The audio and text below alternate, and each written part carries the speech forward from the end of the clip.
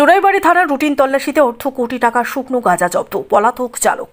বহুদিন পর বিপুল পরিমাণে গাঁজা আটক চোরাইবাড়িতে। প্রায় অর্ধ কোটি টাকার গাঁজা আটক হলেও পুলিশের আজ বুঝে ঢাকা দেয় চালক।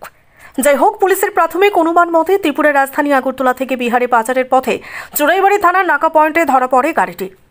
জানা যায়, বৃহস্পতিবার রাত 8টা নাগাদ আগরতলার দিক থেকে এফসি ট্রান্সপোর্টের WB73D5911 নম্বরের 10 চাকার একটি কন্টেনার গাড়ি বহিরাজ্যে পাচারের জন্য চোরাইবাড়ি নাকা পয়েন্টে আসে। এমন সময় ওসি সমরেশ দাসের নেতৃত্বে পুলিশ রুটিন তল্লাশি চালান। প্রথমে সমস্ত গাড়িতে তল্লাশি চালালেও গাড়ির কোথাও গাঁজা পাওয়া যায়নি। পরে গাড়ি চালকের পেছনের গোপন কেবিনে লোহার সিট বাক্সের মধ্যে থাকায় বিপুল পরিমাণের শুকনো গাঁজা জব্দ হয়।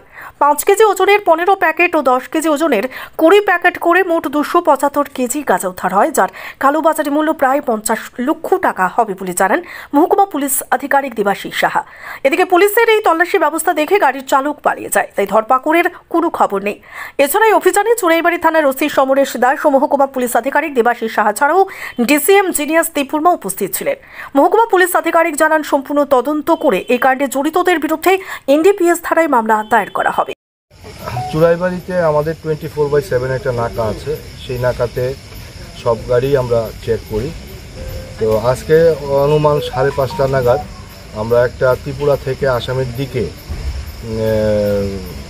যাচ্ছিল একটা কন্টেনার গাড়ি আমরা ডিটেইন করি বলতে জ্যাম ছিল।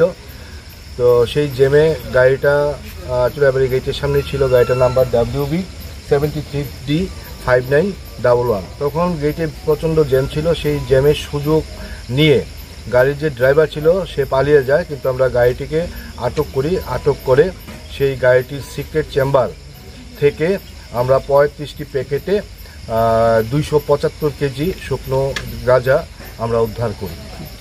কালোবাজারি মূল্য কত? কালোবাজারি মূল্য অনুমানিক 50 লাখ হবে। আমরা তো ড্রাইভারটা পালিয়ে গেছে, তো এটা তদন্ত সাপেক্ষ। আমরা চেষ্টা করছি কোত্থেকে এসেছিল বা কোথায় যাবে। তো গাড়িটাতে যেহেতু ড্রাইভারকে আমরা ধরতে পারিনি, পালিয়ে গেছে জ্যামের জ্যামটাকে করে। তো এই মুহূর্তে আমরা বলতে পারছি না, কিন্তু এটা তদন্ত সাপেক্ষ। তদন্ত করে আমরা বলে দেব পরবর্তী সময়ে গাড়িটা কোত্থেকে এসেছিল এবং তার গন্তব্যস্থল কোথায়। গাঁজাগুলি কোথায় লুকানো ছিল?